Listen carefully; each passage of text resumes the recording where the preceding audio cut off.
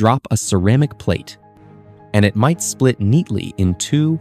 Drop a drinking glass, and suddenly you're standing in a glittering minefield of tiny shards that seem to have multiplied like angry crystals. Why does glass insist on exploding into 1,000 pieces when it breaks, turning a simple accident into a cleanup nightmare that finds fragments weeks later? The answer reveals a hidden world of frozen stress and molecular drama playing out in every window, windshield, and water glass around you. Here's something that might blow your mind. That innocent-looking window isn't relaxed. It's stressed, really stressed. From the moment glass cools from its molten state, it's locked in an invisible battle with itself. When glass forms, the outside cools faster than the inside. Imagine a loaf of bread where the crust hardens while the middle is still doughy.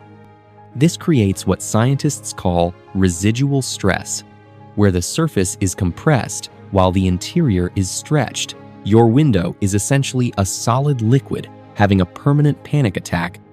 To understand why this matters, let's think about glass differently. Despite feeling solid, glass is actually a frozen liquid.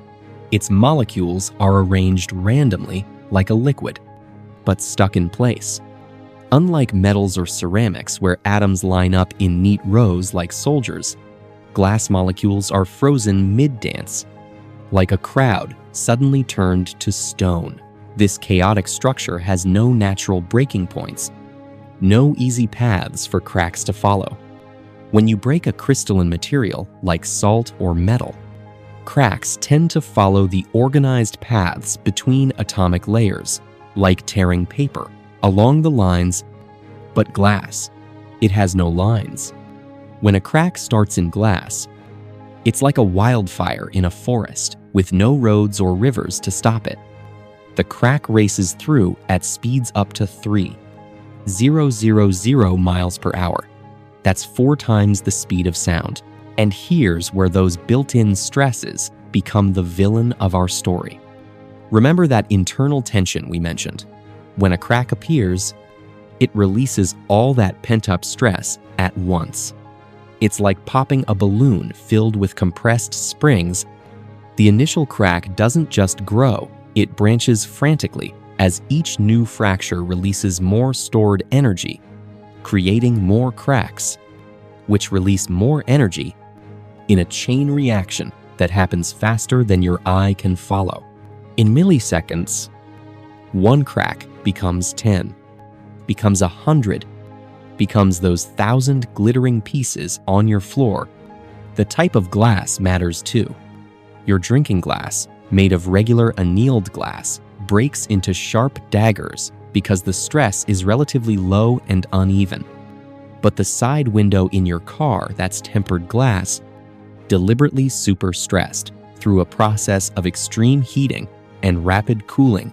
The surface compression in tempered glass is so intense that when it breaks, it literally explodes into tiny, relatively harmless cubes.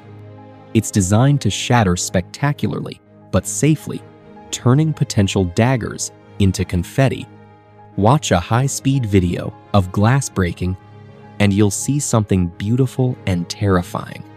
The crack pattern forms what mathematicians call a fractal, a pattern that looks similar whether you zoom in or out. Each fragment creates smaller fragments in the same way, like a family tree of destruction. This is why you find glass dust next to large shards. The shattering process works at every scale simultaneously. There's even stranger glass out there.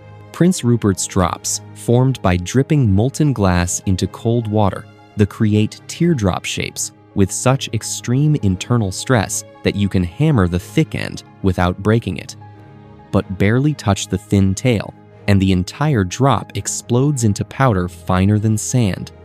It's like a glass grenade held together by nothing but frozen tension. This shattering behavior isn't just an annoyance. Engineers use it deliberately. Your car windshield is actually a sandwich, 2 layers of glass with plastic between them.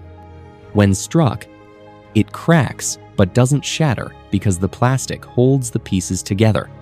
Smartphone makers use specially treated glass that tries to contain cracks in spiderweb patterns rather than full shattering. Even buildings use this knowledge, designing glass panels that break safely rather than sending knife-like shards raining down. The next time you hear that distinctive crash of breaking glass, you're not just hearing something break, you're hearing the violent release of stresses frozen in time. A chain reaction of fractures racing at supersonic speeds, creating patterns that mathematicians study and engineers struggle to control.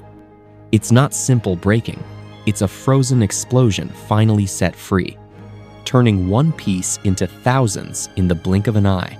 And that's why, weeks later, you're still finding pieces behind the refrigerator, each tiny shard a fragment of that spectacular, instantaneous transformation from order to chaos